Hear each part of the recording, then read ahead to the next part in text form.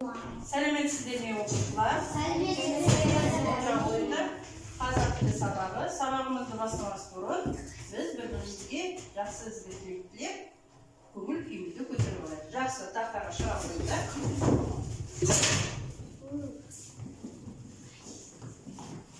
Ал, Аяжан бастай қой. Замира сабағын 5-ке оқы, біздің қасымызда жүре бер. Асылжан, бұл сабақта сәттілік тілеймін. Жақсы, тамаша. Рахмет. Мансур сабағыңды 5-ке бітір, ата-анамның тыңда. Айта қой. Ерара маматында, әкенің тыңда 5-ке оқы. Рахмет. Жамбыл, мен саған бүгін сабаққа жақсы тілеймін. Жақсы, тамаша. Енді балдар отырмаймыз, тұра тұрыңдар. Қазір мен сіздерді топқа бөлемін. Мұнан бір-бір қағаз алсаңыздар, біреу ғана. Жақсы. Біреуін ғана. Аша қойыңдар, содан кейін қазір маған айтасыңдар. Біреуін ғана. Енді балдар былай істейміз. Кімде бір деген сан, мына жаққа отырамыз, кімде екі, ар жаққа отырасыңдар. Қане отырамыз? Менде 2. Бір бер жаққа, екі ар жаққа. 2. Отыра қойыңдар. Жамбыл отырамыз. Тез-тез. Бір мына жаққа. Тез-тез отырамыз. Біз асыран екеуміз. Улама. Кімде бір? Кімде бір? Кімде екі? Бір мына жаққа отырады, екі ар жаққа. Бір мына жаққа отырады, екі ар жаққа. Сенде бір кемді? Бұған бірге отырсайыз. Жоқ. Болды ма? Екі ма бір ма? Ой, 2. Жақсы. Тез. Сүртке қоя қой. Жақсы, тамаша. Енді балдар, біз негізі өткен сабақта қандай тақырыпты өтіп жатырмыз? Қандай сөздерді? Жақсы. Қане, сан есім бойынша бір-бірімізге сұрақ қояйықшы. Замира, бастай қой.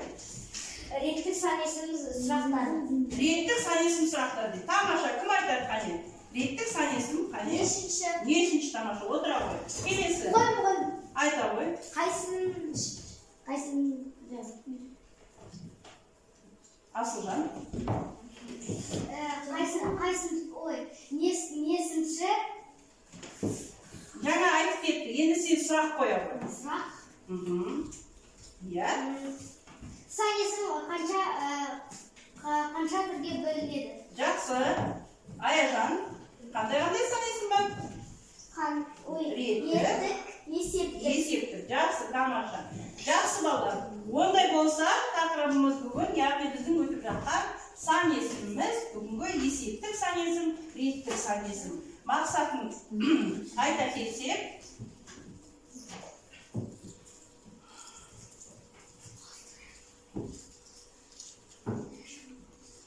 мәтін тақырыбы бойынша болжау, есептік және реттік сан есімдердің айырмашылығын ажырату екен. Жақсы, ондай болса балдар,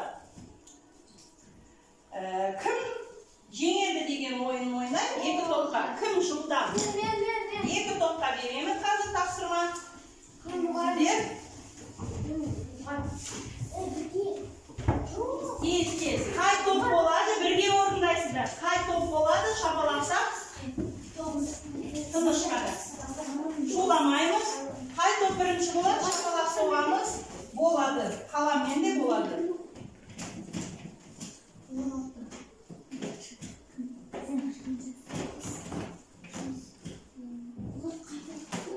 Иә, қане.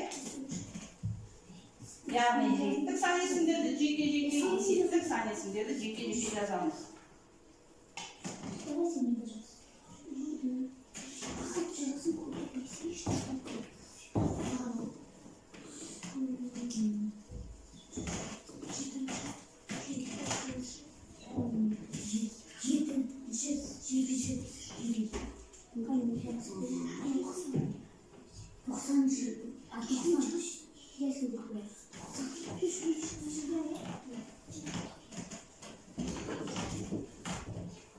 Болған топ шапалақтайды де.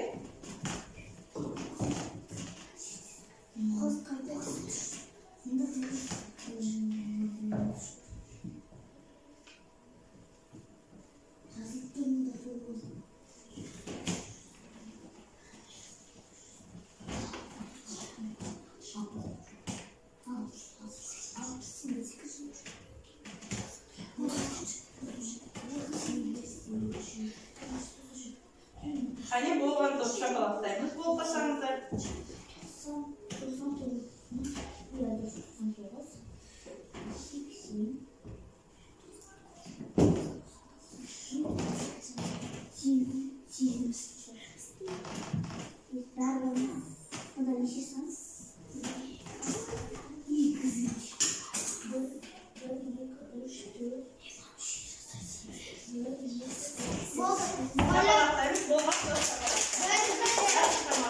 2-ші топ болыпты. Қане, оқып жіберсеңіздер. Асылхан оқи ғой. Есептік санесін 9, 16, 180, 90. Реттік санесін 1-ші, 20-ші, 9-ші, 4-ші, 8-ші. Тамаша. 1-ші топ. Иә. Реттік сан. Есептік сан 9, 16, 100, 99. 80.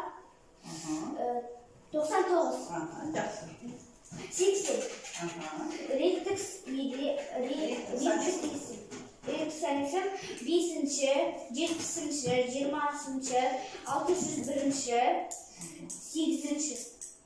Тамаша, өте жақсы. Енді бір-бірлеріңізді шапалақ әдісі бойынша бағалап жіберсеңіздер. Бір шапалақ өте жақсы, 2 шапалақ жақсы деген болады. Қане, 1-ші топ, 2-ші топты бағалай қойыңыздар. Иә, қане? Бағалаймыз, сендер бағалайсыңдар 2-ші топты. Шапалақпен. 1 өте жақсы, 2 жақсы. 1 рет, иә, жақсы сіздер. Жақсы, тамаша. Ондай болса, 86-ші бетті қазақ тілден аша қойыңыздар. 43-ші тапсырма. Мен сіздерге мәтінді оқиын. Ажалдан құтқарған асыл сөз. Ертеде бір хан әскерімен шеру тартып келе жатып, сусыз шөлге кездеседі. Олар шөлден қатты қиналып келе жатқанда, алдарына қой жайып жүрген бір қойшыны көреді. Хан қойшыны алдырып, амандаспастан, су қайда? Дейді. Су дегенін көрме? Дейді қойшы. Өзің қалай қисық сөйлейсің? Бізге ауыз су керек, дейді айқайлап хан. Мен хан ішеді деп қасқиып жатқан бұлақ көргенім жоқ, дейді қойшы. Хан қатты ашуланып, неге судың жөнін айтып бермейсің? Қазір басымды алғызайын, ал мынаның басын деп жендеттеріне әмір етеді. Қойшы, тақсыр, хан, дат дейді.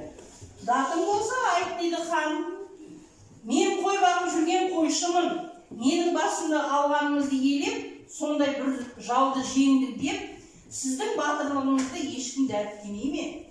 Қайта қолында қаруы жоқ, қасында қорғаушы жоқ, қойшыны өлтіріпті деп күледі ғой. Жауына әрі келмеген соң, келін қол астындағы қойшыдан алыпты демей ме? Аламын десеңіз не басым? Деп қойшы тізерлеп отыра кетеді. Хан сөзден жеңіліп, қойшыны босатыпты. Ал қойшы судың қайда екенін айтып беріпті. Енді балалар, сіздерге сұрақ. Хан әскермен бірге қайда тап болады? Шөл далада тап болады. Кезек-кезек жауап берсеге, шөл далада тап болады. Тамаша. Хан қойшыдан не сұрайды? Және де су сұрайды. Хан не үшін ашуланады? Ол қисық сөйледі. Яғни, дұрысын айтпағаннан кейін қисық сөйлемге хан ашуланады. Ал қойшы өздері ойлаңдаршы, неге қисық жауап береді? Дұрыс айтасыңдар. Хан менсініп, амандаспағаннан кейін қойшы да қисық жауап береді екен, иә? Енді қойшы ханды сөзден не деп жеңді деп ойлайсыңдар? Асылжан айта ғой. Мен қой бағып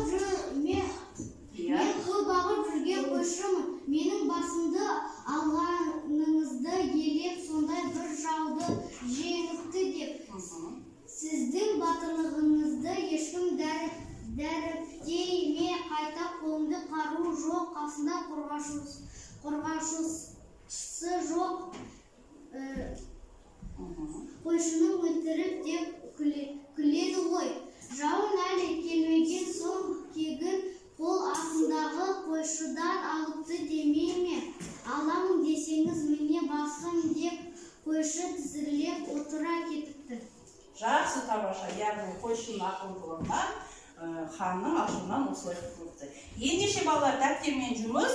Бүгінгі күнді жазайық. Бүгінгі күнді жазып қойыңдар. Маған болмайды.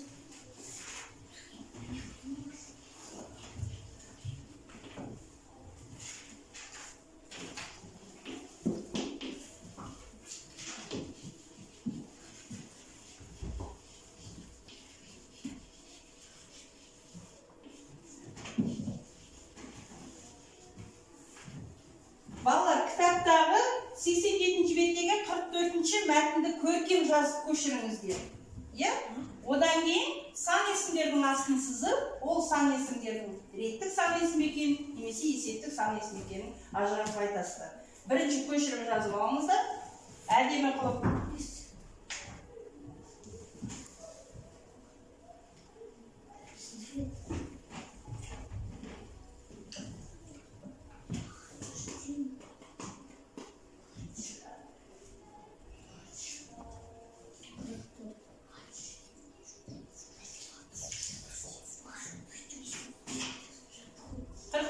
Зашел.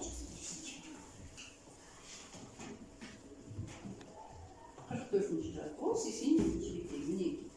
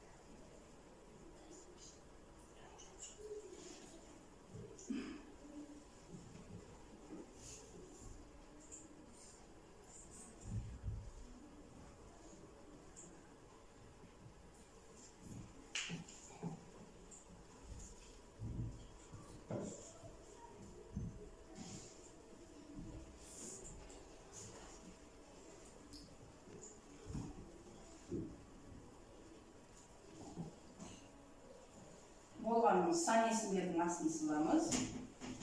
Және де ажыратып айтамыз.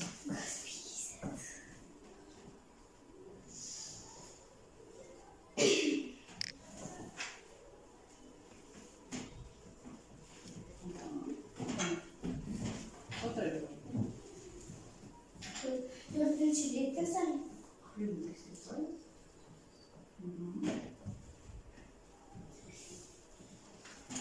Жақсы, өте